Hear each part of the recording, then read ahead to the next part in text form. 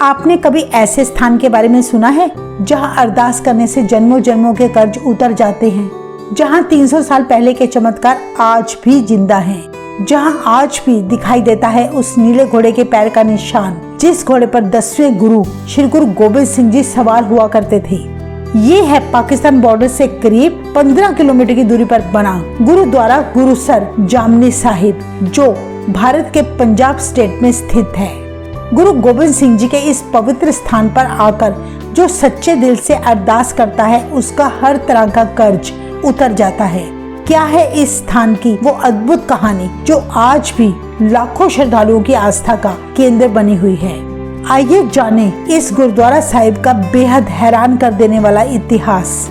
हमने वीडियो के डिस्क्रिप्शन और कमेंट बॉक्स में इस गुरुद्वारा साहिब का full address with map location डाल दिया है। तो चलिए शुरू करें आज की ये दिलचस्प वीडियो।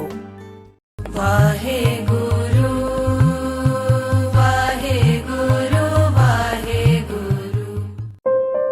ये उस समय की बात है जब गुरु गोबिंद सिंह जी के चारों साहिबजादों की शहीदी हो चुकी थी। उसके कुछ समय बाद ही 29 दिसंबर 1705 में गुरु गोबिंद सिंह जी ने मुगलों के साथ मुकस्सर की अपनी आखिरी जंग लड़ी थी। इस जंग में गुरु गोबिंद सिंह जी की जीत हुई थी, पर गुरु जी के 40 सिख शहीद हो गए थे। मुकस्सर की इस जंग में शहीद हुए सिंहों ने बहादुरी के बड़े बड़े जौहर दिखाए थे। उन सिंहों की कुर्बानी से खुश होकर गुरु गोबिंद सिंह जी ने उन्हीं सिंहों के गांव बजीतपुर आकर संगतों को अपने दर्शन देकर निहाल किया था।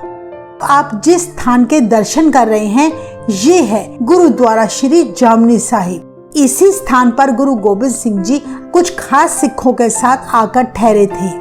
गुरुद्वारा श्री जामनी साहिब पंजाब के गांव बजीतपुर जिला फिरोजपुर में स्थित है। ये स्थान फिरोजपुर शहर से करीब 8 किलोमीटर की दूरी पर है, जबकि पाकिस्तान बॉर्डर से इस स्थान की दूरी 15 किलोमीटर है। ये पेड़ जो आप देख रहे हैं, इसी पेड़ के साथ गुरु गोबिंद सिंह जी ने यहाँ आकर अपना नीला घोड़ा बांधा था और इसी पेड़ के नीचे गुरु जी ने विश्राम किया था।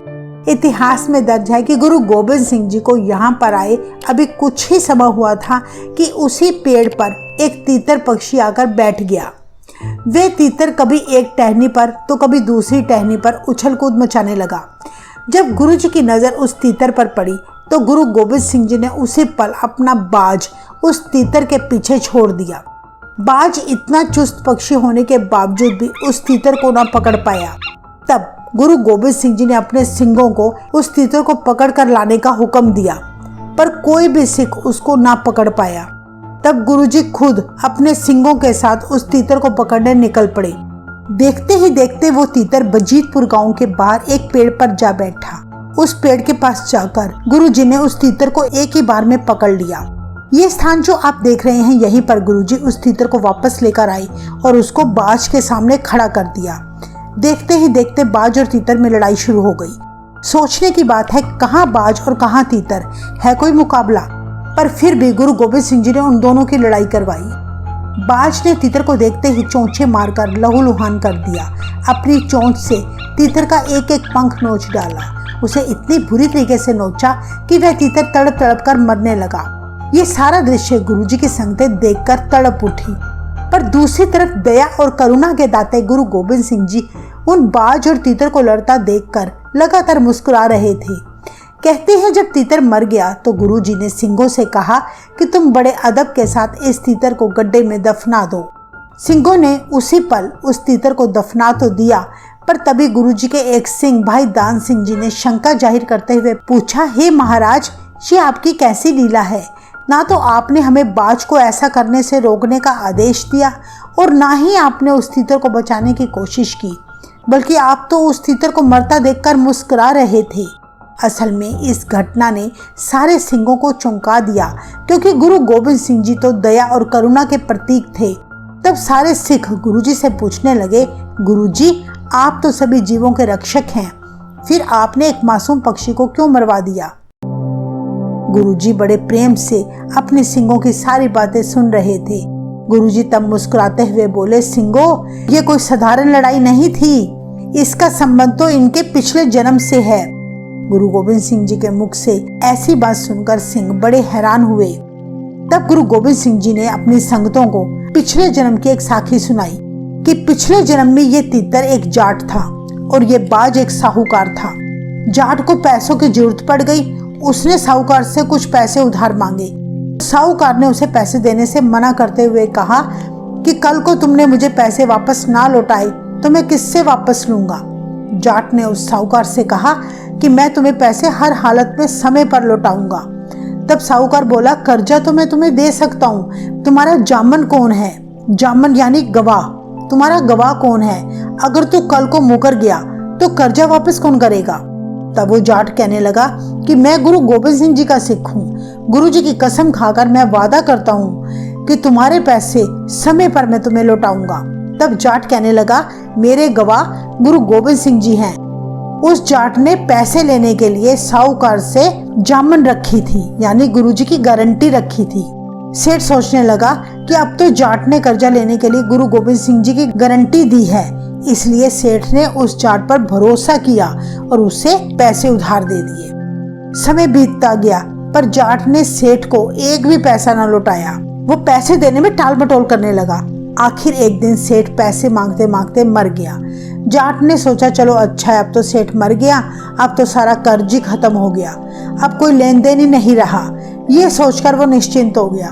पर जाट ने कौन सा हमेशा जीवित रहना था, वो भी आखिर एक दिन मर गया। जाट भी मर गया, सेठ भी मर गया, पर गुरु जी की जामन यानी गुरु जी की गारंटी लेकर जो कर्जा लिया था वो वैसे का वैसे बाकी था। हिसाब किताब तो आखिर होना ही था, इसलिए उन दोनों का अगला जन्म हुआ। उसी सेठ ने बाज के रूप में जन्म लिया और जाट अगले जन्म में तीतर बना। गुरुजी अपने सिखों को ये सारी बातें बताते हुए बोले, आज हमने तीतर को बाज से लड़वाकर अपना कर्ज उतारा है, क्योंकि पिछले जन्म में जाट ने मेरी गारंटी देकर सेठ से कर्जा लिया था। वो पैसे लौटाए बिना ही मर गया, इसलिए इस जन्म में तीतर की मौत के साथ मैंने उसका कर्ज उतार दिया। इस तरह वहां मौजूद सारे सिंहों की शंका गुरु गोबिंद सिंह जी ने दूर कर दी और गुरु गोबिंद सिंह जी का इंसाफ देखकर वे सिंह गुरु जी की जय जयकार करने लगे। जिस स्थान पर गुरु गोबिंद सिंह जी ने बाज और तीतर की लड़ाई लगवाई थी, वहां आज उसी स्थान पर बेहद सुंदर गुरुद्वारा गुरसर जामनी साहिब सुशोभित है। इसी स्थान पर बाज ने तीतर को मारकर गुरु जी की जमानत उतारी थी, तभी से इस स्थान का नाम जामनी साहिब पड़ गया। जामनी साहिब यानी गारंटी। इस गुरुद्वारा साहिब की मान्यता है कि अगर किसी के सिर पर कितना भी कर्ज चढ़ा हो, इस जन्म का या पिछले जन्म का, तो यहाँ आकर अरदास करने से हर प्रकार का उसका कर्ज उतर जाता है। आइए अब हम सब दर्शन करें इस गुरु घर के।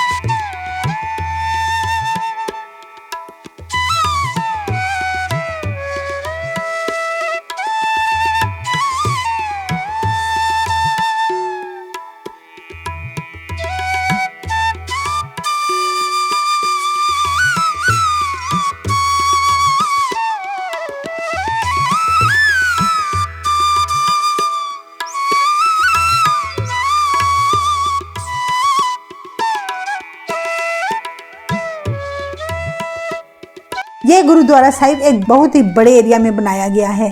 सुंदर बाग बगीचे, बड़े बड़े हरे वृक्ष इस पावन स्थान की शोभा बढ़ा रहे हैं। कुदरती सुंदरता का यहाँ बड़ा ध्यान रखा गया है।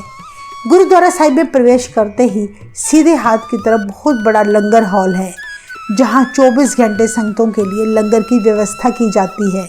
जो संगतें दूर दराज से यहाँ आती हैं, उनके रहने के लिए बहुत सारे कमरों की व्यवस्था भी की गई है।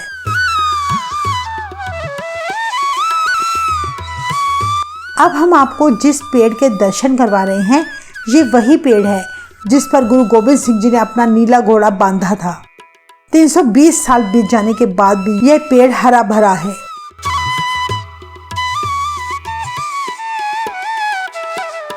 इस गुरुद्वारा साहिब में एक बहुत बड़ा सरोवर भी है।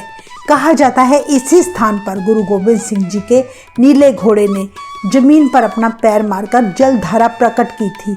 आज उसी स्थान पर बहुत बड़ा सरोवर बना हुआ है। आज भी गुरु जी के इस घोड़े के पैर का निशान इस सरोवर की सतह पर मौजूद है, जो आप स्क्रीन पर देख सकते हैं। गुरु जी के घोड़े के पैर का निशान इस बात का प्रमाण है कि गुरु जी बजीतपुर के इस स्थान पर आए थे। गुरुद्वारा जामनी साहिब में हर साल बसंत पंचमी का त्योहार बड़ी धूमधाम से मनाया जाता है। हर महीने अमावस्या के दिन करीब 1 लाख संगतें सरोवर में स्नान करके गुरु जी के स्थान पर नतमस्तक होती हैं। अमावस्या के दिन यहाँ अमृत संचार का आयोजन भी किया जाता है। तो ये था इतिहास गुरुद्वारा श्री जामनी साहिब का। इतिहास की इस घटना से हमें ये शिक्षा मिलती है कि हमें कभी भी किसी का हक नहीं मारना। अगर हमने किसी से कर्ज लिया है तो समय रहते इस जन्म में जरूर अदा कर देना चाहिए, क्योंकि जब हम किसी भी व्यक्ति से लेन देन या पैसों का हिसाब किताब करते हैं तो वो कागजों पर चाहे सबूत के तौर पर सिग्नेचर करवाए या ना करवाए, पर अगर कोई गुरु की गारंटी लेकर या गुरु की कसम खाकर सौदा करता है तो गुरु जी अपनी गारंटी जरूर उतारते हैं। सो इसलिए अगर आप भी इस जन्म और अपने पिछले जन्मों के कर्ज उतारना चाहते हैं तो गुरुद्वारा श्री जामनी साहिब जरूर आए।